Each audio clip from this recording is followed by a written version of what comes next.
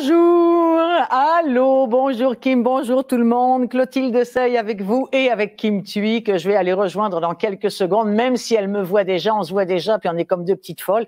Que je vous dise quand même, Kim, que je me présente peut-être auprès de ces gens qui ne me connaissent pas du tout ou juste un petit peu comme ça. Je suis Clotilde Sey, je suis dans le milieu littéraire depuis des années et des années, surtout, je vous dirais, dans le milieu du livre audio.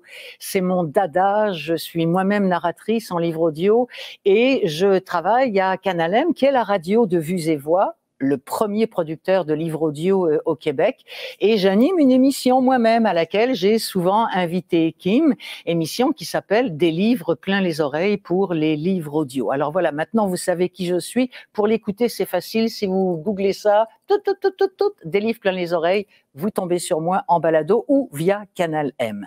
Alors, que je vous dise aussi, si vous voulez participer à cet entretien avec Kim, vous savez que via Facebook, vous pouvez envoyer vos questions. Il me fera plaisir de les communiquer à Kim. J'ai déjà une question que je vais poser un petit peu plus tard, la question d'une dame qui va avoir gagné ton livre, Kim. Parce que elle a ici au salon du livre de l'Outaouais, ils ont décidé de pouvoir faire participer du monde. Avez-vous une question à poser à nos auteurs? Et cette dame-là, dont je dirai le nom un petit peu plus tard, eh bien, elle t'a posé une question et elle va recevoir ton livre M, dont nous allons parler. Voilà, maintenant. Bonjour Kim. Kim Thuy. Bonjour. J'attendais ce moment depuis tellement longtemps que là. Bonjour, madame. On est juste 30 minutes. Qu'est-ce qu'on va faire en 30 minutes, Clotilde? Plein de choses. Plein de choses. Madame la présidente d'honneur, tu sais, Kim, et je le dis à tout le monde, je ne suis jamais allée au Vietnam, ok? Les seules images du Vietnam que j'ai, ce sont celles des films que j'ai vus du Vietnam, ou ce sont celles d'amis touristes qui sont allés là-bas, ou de documentaires. Et pour moi, à chaque fois que je pense Vietnam, c'est sûr que j'ai des images un peu violentes qui traversent mon esprit. Mais tout de suite après, on dirait que se superpose une image de paix, une image de grande luminosité.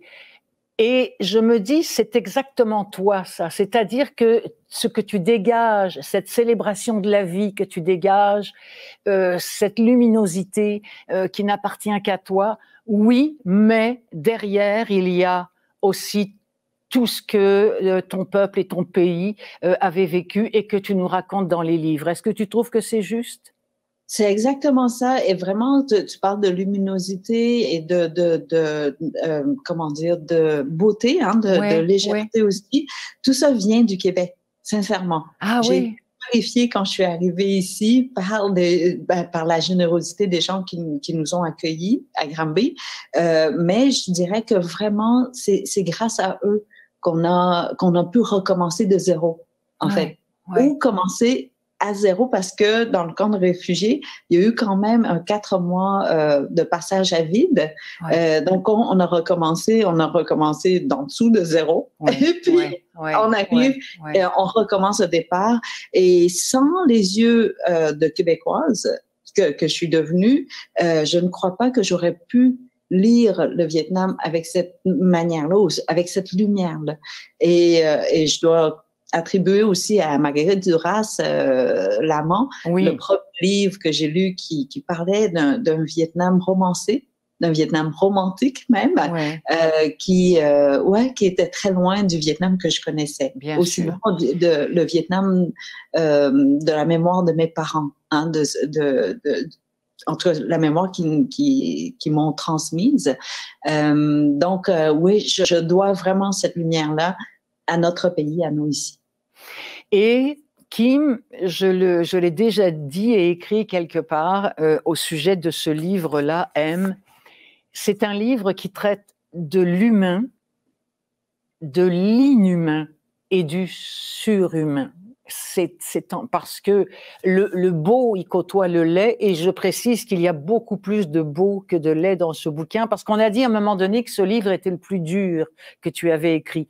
Je pense que c'est vrai, mais quelles images aussi merveilleuses. Alors, on commence depuis le début, on commence par ce fil. Je ne sais pas si à la caméra, on va voir à quel point, quand je souffle dessus, ce fil que tu as cousu toi-même, À la main?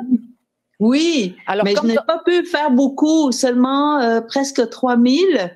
Mais non, mais j'aurais voulu faire beaucoup plus, des milliers et des milliers, mais on était pris dans le temps et c'était pas possible d'en faire plus. Et donc, on avait seulement 48 heures environ pour faire les 2000 queues qu'on a reçues à la maison.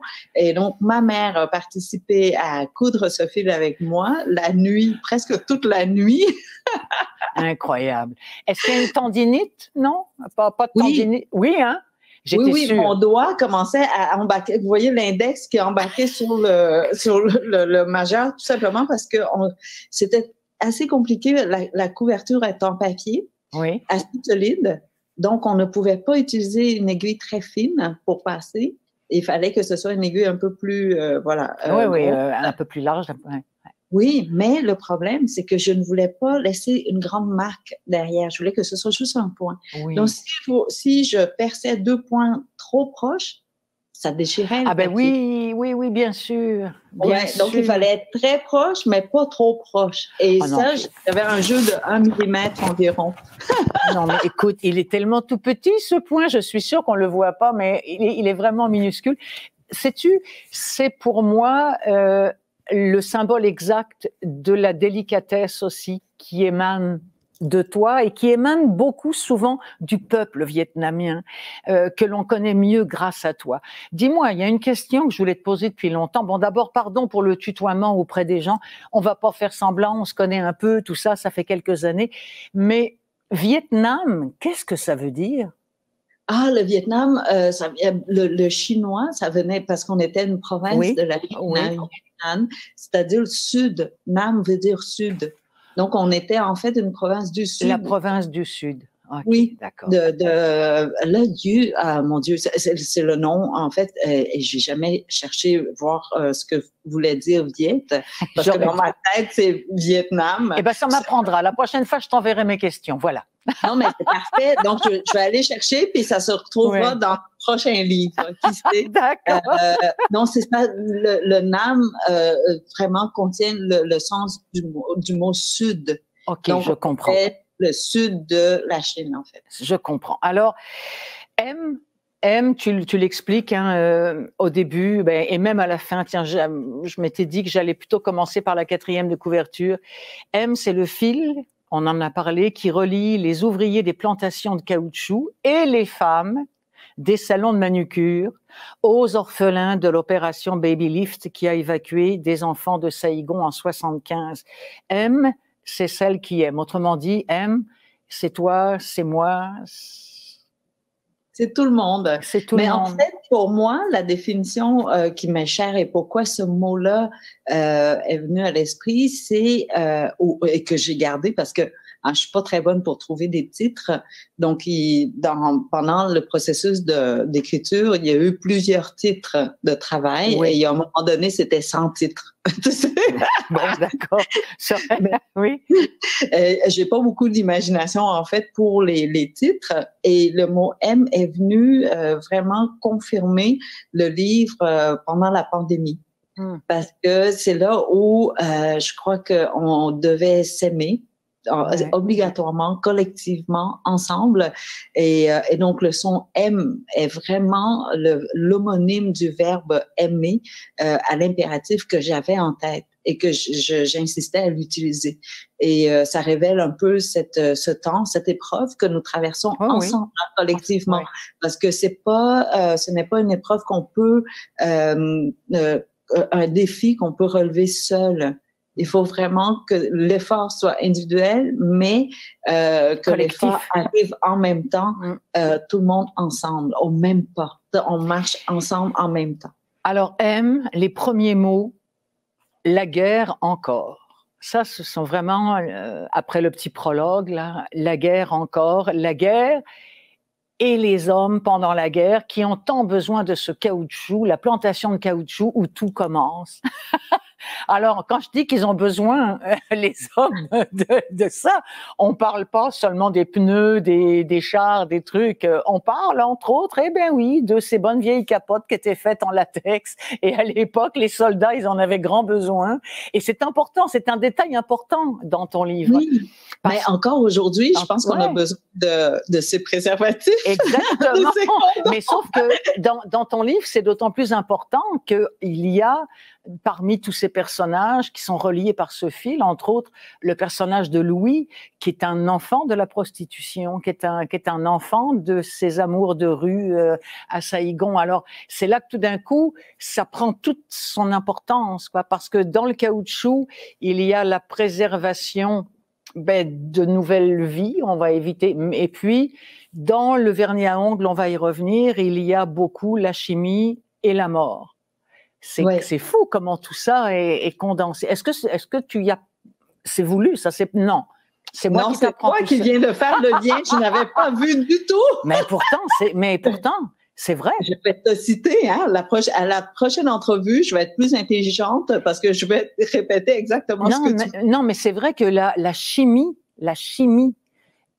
dans tous les sens du terme, la chimie dans le sens scientifique du terme et la chimie dans le sens humaine du terme est au cœur de ce bouquin-là aussi. Ah oui, et tu vois, c'est vrai que j'ai pensé au latex. Bon, quand je suis tombée sur cet article qui parle justement de la guerre, comment les Allemands préféraient garder le latex naturel pour faire des condoms au lieu de faire des chambres à air pour les pneus et de faire rouler des camions sur des jantes.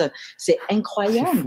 Comment est-ce qu'on peut imaginer que ce fait existe? Et pourtant, oui, c'est vrai que dans une armée, il faut des soldats et il faut les préserver, les protéger.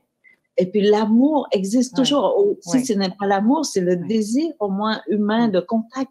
Oui, les soldats étaient là pour tuer leurs ennemis, mais en même temps pour embrasser d'autres humains. C'est fou, hein? C'est fou, pareil, c'est ça.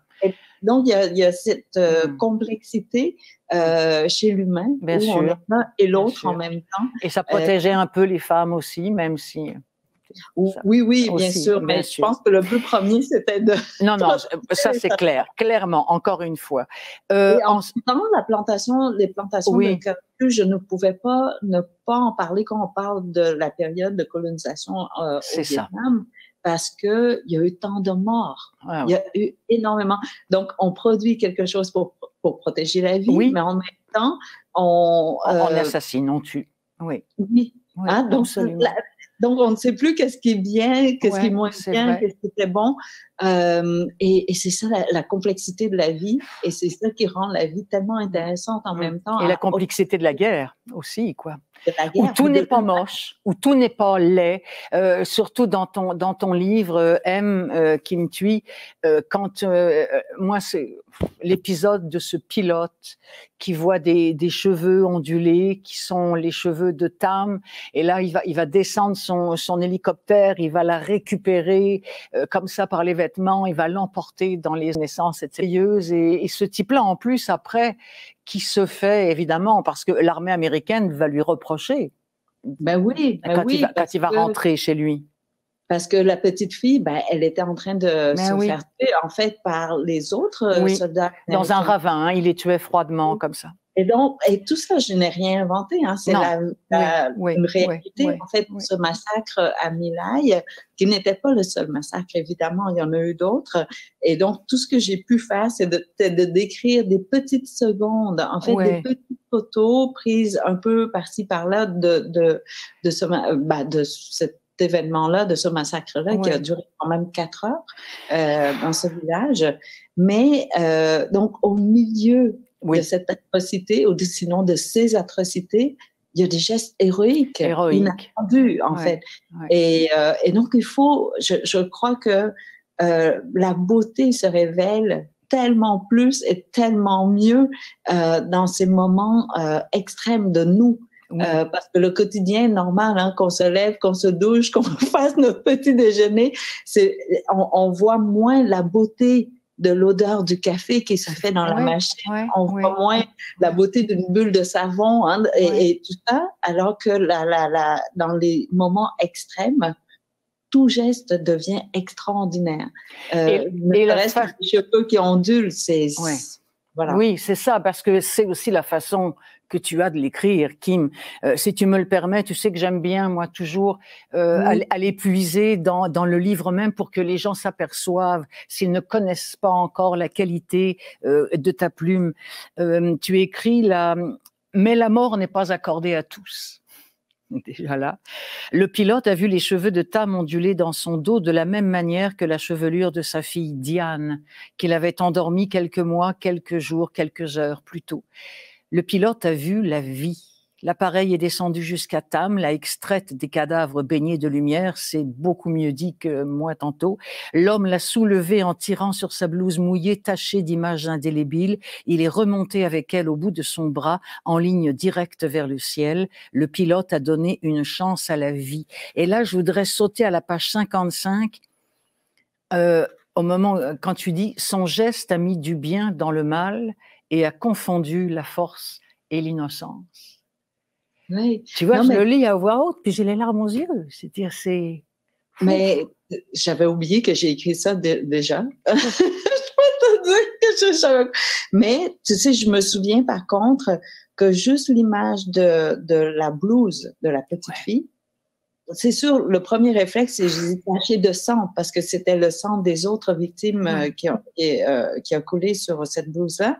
Mais j'ai dit non, parce que c'est plus que ça. Ce n'était pas seulement taché de sang, mais donc la blouse était tachée de quoi? Et donc et cette journée-là, j'étais enfermée à l'hôtel pour écrire. Je me suis donné 48 heures là, dans une chambre enfermée. Et je ne trouvais pas, et il fallait que je prenne une longue douche. Finalement, à la sortie de la douche, j'ai trouvé que voilà, c'était taché d'images indélébiles qu'elle avait vues. Et donc, finalement, cette phrase-là a coûté très cher. C'est quand même... je suis contente de l'avoir ressortie de tes oubliettes, parce que moi, elles sont là pour un sacré bout de temps. Kim. Juste cette image-là, t'imagines, ça coûte à l'environnement une douche chaude et quelques heures à l'hôtel quand même.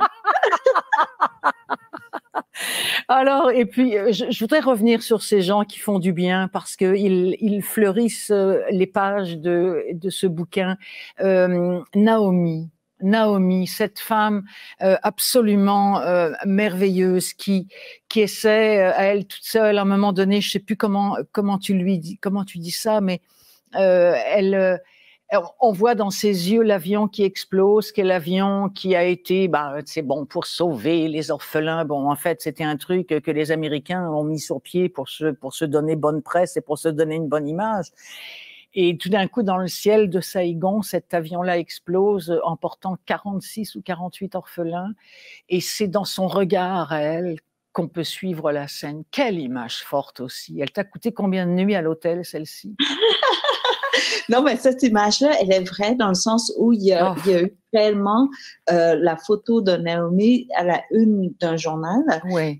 Et je suis allée, j'ai pu voir cette une et parce que j'ai rencontré sa fille Heidi pour vrai dans la vie. Et c'est de Heidi que j'ai appris sur l'existence de Naomi et de l'opération Baby Lift. En fait, oui, j'avais entendu. Oui, d'accord, oui. Mais je n'avais pas porté attention jusqu'à ce que je rencontre Heidi à Montréal, ici. Et donc, cette photo-là, je l'ai regardée pendant très longtemps parce que je voyais tu sais, je ne sais pas quel est le bon mot, la douleur, la surprise, la culpabilité, tout en même temps dans les yeux de cette femme qui venait de mettre les enfants dans l'avion, quoi. Ouais. Et elle devait partir avec. Et aussi de voir sa vie flasher devant ses yeux et savoir qu'elle avait un bébé de quelques jours à Montréal qui l'attendait avec ses autres enfants.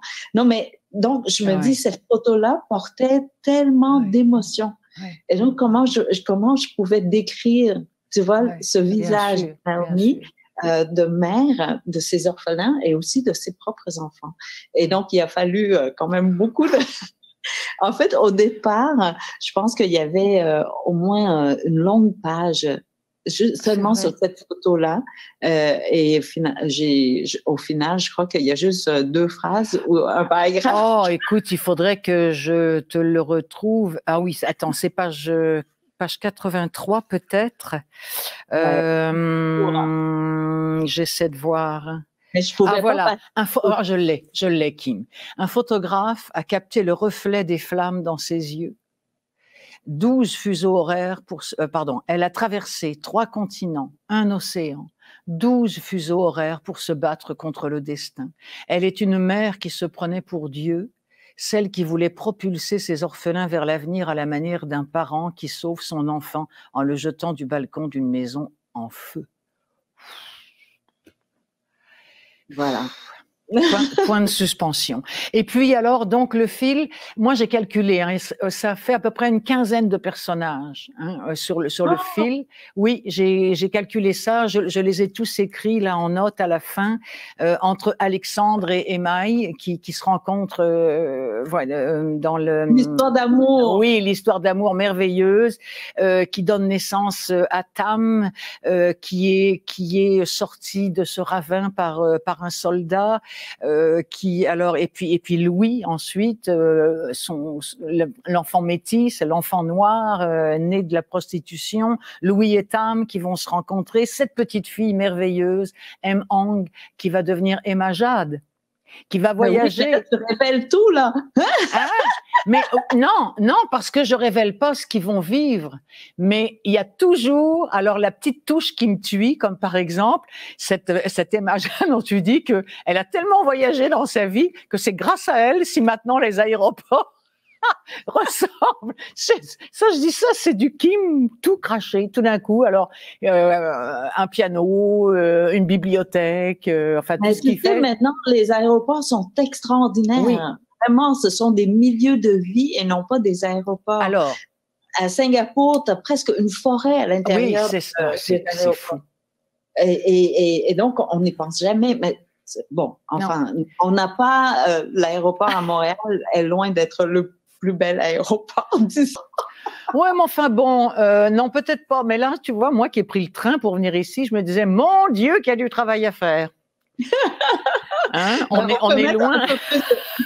On peut mettre un peu plus de verdure peut-être dans les aéroports, mais j'ai eu la chance de voyager un peu, d'avoir vu beaucoup d'aéroports avant la pandémie. Ouais. Je pense je faisais 40 villes, 25 pays là, en moyenne par année, et donc j'ai pu répertorier un peu les meilleurs aéroports, ou sinon les plus agréables.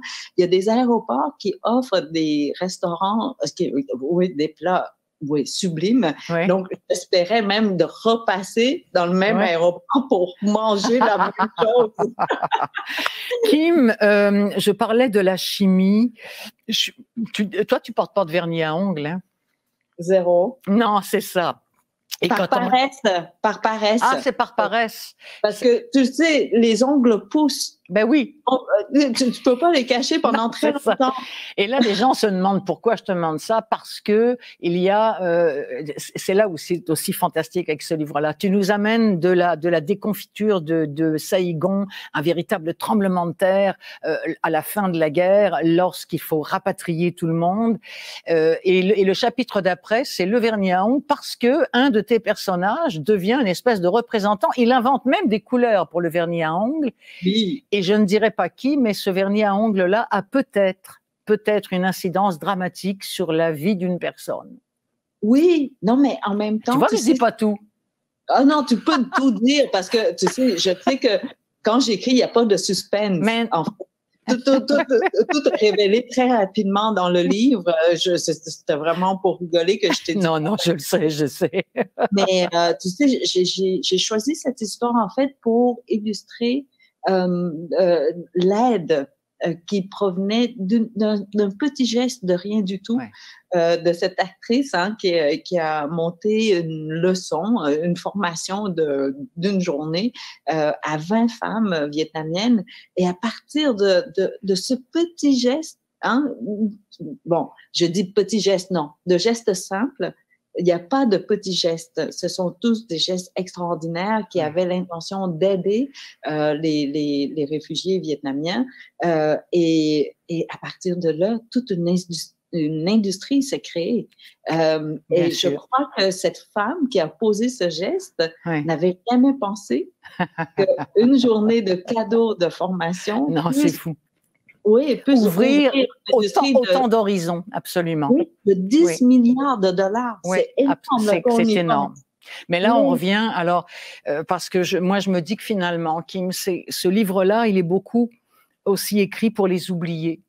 Les oubliés dont tu parles, parce qu'à un moment donné, tu cites le nombre de morts chez les Américains, chez les Vietnamiens, mais tu dis, mais est-ce qu'on a compté les endeuillés? Est-ce qu'on a compté et tout cela, on n'en parle jamais. L'histoire d'amour, les rêves. Tu sais, on compte jamais. Et vraiment, je me suis posé la question, j'ai dit, si on mettait ces éléments dans la réflexion avant de lancer une bombe, c'est-à-dire, si vous lancez la bombe, vous allez tuer X nombre de soldats. Parfait. Mais ces soldats-là, ce sont des enfants de combien de parents? Ce sont des amoureux de combien de personnes? Et quels étaient leurs rêves? Tu vois? Et si on commençait à compter, je crois qu'on pourrait vraiment, tu vois, peut-être que les décisions auraient été différentes. Mais mon éditrice, Milena, m'a envoyé hier, en fait, d'un auteur qui a dit... Chez Libre Expression, Oui, Milena, qui a dit, qui a cité un écrivain, et c'est en anglais, où il dit « What if we argue with our soul? » Si on argumentait avec notre âme. Et là, j'ai dit... Oh non, mon Dieu, si on commençait à argumenter avec notre âme, on serait perdu, quoi. On serait tellement confus. Pourquoi? Parce que on va vouloir aimer encore et encore et encore, et ça nous rendrait, je sais pas, on serait, notre cœur n'est pas fait pour autant d'amour, je crois. Il exploserait. Il est trop faible pour soutenir toutes ces émotions d'amour. Et je me dis, c'est peut-être pour ça qu'on évite, tu vois, de parler avec notre âme. J'aimerais tellement qu'on ait une deuxième demi-heure, parce que là, on repartirait sur autre chose, mais malheureusement, le temps passe vite, et surtout en ta compagnie, Kim. Je voudrais, puisqu'on parle de terminer, je voudrais terminer avec une question de Julie Collerette-Villeneuve.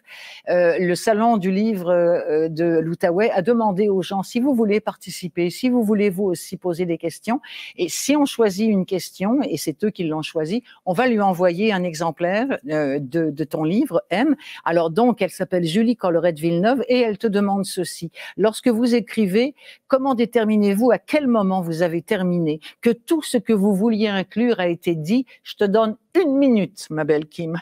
Je ne sais jamais. En fait, c'est le livre qui m'éjecte.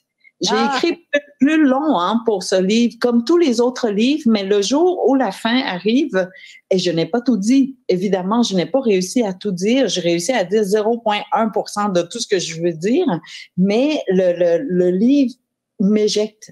Et donc, même si j'insiste à continuer à écrire, ça ne rentre pas. Et ce jour-là, on le sent. Je ne sais pas trop comment, mais on sent que le livre s'est fermé sur moi. Le cercle s'est refermé. Et puis, donc, je crois que s'il y a un conseil à donner à tous ceux qui écrivent, c'est d'écouter cet instant-là. Oui, ne pas persévérer quand il n'y a plus rien à dire. Eh bien, c'est exactement là que j'en suis avec cette entrevue. Non pas que j'ai plus rien à dire, parce qu'on pourrait continuer longtemps, mais le temps qui nous est imparti est écoulé, cher Kim. Merci tellement d'avoir accepté de répondre à mes questions. Merci d'avoir accepté l'invitation du SLO à être la présidente d'honneur. Non, mais moi, je pensais qu'en tant que présidente d'honneur, j'avais le droit à 1 heure. Peut-être de plus. Bon, le message est passé. Le message est passé. Alors, merci beaucoup. Je voudrais aussi remercier parce que c'était le dernier entretien pour moi aussi dans le cadre du salon. Donc, je voudrais remercier cette équipe que tu as dû apprécier aussi. Hein. Mélanie, tout le monde, vous avez été absolument adorables et merci infiniment. À venir bientôt à 13h45, un entretien entre Benoît Renaud et Jean-François Lisée. Continuez à lire, mes amis, continuez à lire, visitez vos librairies et le salon du livre de l'Outaouais. Bye bye Kim, bye tout le monde. C'était Clotilde Sey. Le livre existe en audio aussi, je le dis, lu par Ève Landry. Voilà. Oui. Salut. Merci beaucoup à tout le monde. Mais je suis fâchée quand même, c'était trop court.